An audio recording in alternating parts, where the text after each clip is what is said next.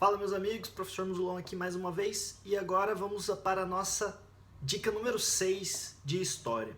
Dica muito rápida, muito breve, mas a gente faz aqui um panorama geral, discute um conceito e tenta entender ou levantar dúvidas para pelo menos despertar a curiosidade.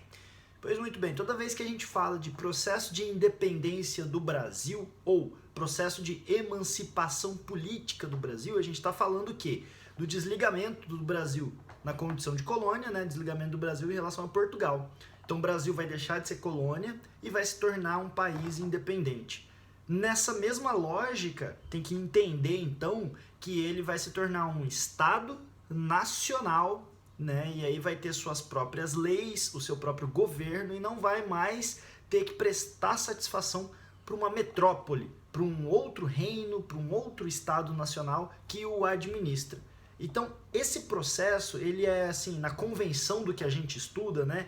Ele pode ser deslocado, pode ter o seu início deslocado ali para o século XVIII.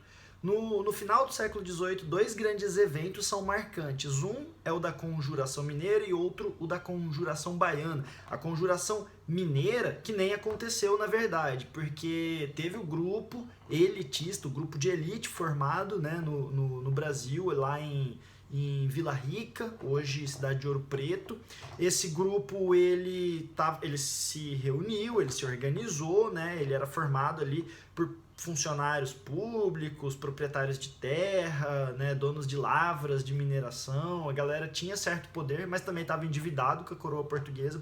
E por sua vez, a coroa portuguesa aumentou a sua austeridade fiscal, aumentou a cobrança de impostos, o que assustou aquele pessoal. E aquele pessoal lá, relativamente estudado, relativamente erudito, instruído, inspirado no movimento iluminista e nos ideais iluministas, não em todos, mas pelo menos nas ideias de que, olha, todos devem ser iguais perante as leis, o nosso território pode ter uma nacionalidade e a gente pode lutar pela liberdade desse nosso território, deste nosso país e pelo fim da opressão, no caso da opressão de Portugal. Então essas ideias de lutar pela liberdade, de fundar uma república, né, de trazer mais transparência, de trazer um pouco mais de democracia, acabar com a tirania e com a opressão, estava lá. Pairava na mentalidade ali daquelas pessoas, especialmente da elite. E é claro que a elite é que comandaria um novo país. O problema é que a Conjuração Mineira não aconteceu, né? Teve um X9, teve ali o pessoal foi dedurado e tal, em troca de perdão de dívidas, e aí prenderam a galera. E é daquele contexto que vem o Tiradentes, né? O José Joaquim Maria Xavier, e foi acusado do crime de lesa majestade, né? De ter se organizado enfim, ele faria ali todo um conjunto de ações contra a coroa portuguesa, né? Então ele foi lá enforcado, esquartejado, serviu de exemplo, e aí anos depois, 10 anos, 13 anos depois, em 1799, teve a Conjuração Baiana, que foi até mais tensa, porque de fato ela aconteceu, né? As ruas de Salvador na Bahia foram tomadas e tal. Mas assim, além desses dois eventos, houve outros eventos menores que são menos conhecidos, que aí você vai conhecer assim, vendo uma notícia específica de história ou lendo um livro de história, né? Não são tão apresentados na escola, porque a escola ela faz sim um ocultamento, né? de memória, de história, enfim. Mas todos esses eventos que aconteceram são chamados aí de revoltas nativistas, aconteceram, né, de forma nativa, de forma aqui local no Brasil. Lembrando que a ideia de brasilidade não existia ainda, o brasileiro não existia. O brasileiro era o comerciante do pau-brasil. Então pensa sobre isso, é muito importante ter isso em mente, porque o que existia era o mineiro, por exemplo, ou o paulista, ou o carioca, né, o que mora no Rio de Janeiro. Mas o mineiro, ele é mineiro, porque ele nasceu, cresceu, mora lá, só que, no geral, ele é português, ele é lusitano, ele é um luso mineiro, por exemplo, né? Porque ele pertence ao Império Ultramarino Português, beleza? Essa é a noção. Então, o sentimento de nacionalidade ainda é português nesse momento. Mas, claro que já tem exemplos, né? Ó, a independência dos Estados Unidos provocou um exemplo. Logo em seguida, depois, em 1804, vem o Haiti. E depois, 1811 em diante, começa ali os conflitos, né? E as lutas pela independência das colônias espanholas. Tudo isso está impactando o pessoal no Brasil também. especialmente nessa região mais, assim, vamos dizer, rica, produtiva, né, do Brasil. Não estamos falando de produção industrial, mas se rica, tem acumulação de dinheiro aí, né? Minas Gerais, esse sudeste, Minas Gerais, São Paulo, Rio de Janeiro aí do Brasil, né? Agora, todo esse processo ele é perpassado por um outro grande evento. Em 1808, por conta dos conflitos lá das guerras napoleônicas na Europa, a família real portuguesa veio para o Brasil, né? E aí tem até assim uma coisa muito interessante, o historiador Jurandir Malherba, estou citando ele aqui, né? Ele é um historiador que merece ser conhecido. Ele fala assim, olha, a vinda da família real portuguesa atrasou ou não o processo de independência do Brasil? Ele fala sim e não. Ele fala assim, o processo de independência do Brasil iria acontecer, estava na cara, porque as elites brasileiras, elas estavam percebendo, né, que seria possível formar uma brasilidade e que seria possível se descolar de Portugal. Estava percebendo.